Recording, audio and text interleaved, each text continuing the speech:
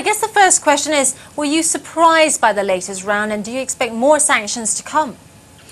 It wasn't a surprise. We've been seeing the Congress pressuring Obama to do something about the situation in Ukraine for some time now, and with the shooting down of a Ukrainian aircraft and further evidence of Russian potential involvement in supporting the separatists, the U.S. was really in a position where it had to do something, and this is the result. In terms of further sanctions, that's definitely on the table. It's enshrined in the current sanctions that came out of the Treasury, where there is scope to expand those quickly if necessary.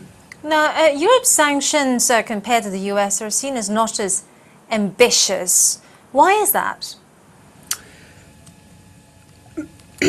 Well, I mean, the situation currently is that Russia it really has strategic goals in Ukraine that it needs to pursue, and it's going to do so regardless of whether economic pain is induced by the U.S., unless, of course, this reaches a level where it becomes difficult for Russia to actually, finance what's happening. Sure, and Europe's just limiting funding to new projects, right? Existing projects will still continue in Russia. That's right. Both the EU and the US sanctions relate to new financing, which means that existing projects are unaffected. However, this does still have an impact on Russia's ability to refinance, notably corporate debt.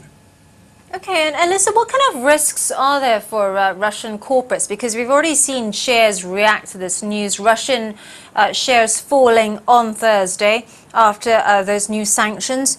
What kind of risks are there going forward for the rest of this year?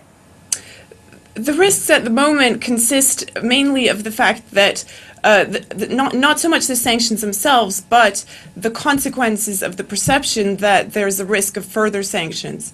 And that is going to raise borrowing costs very likely across the board for Russian financial institutions and corporates.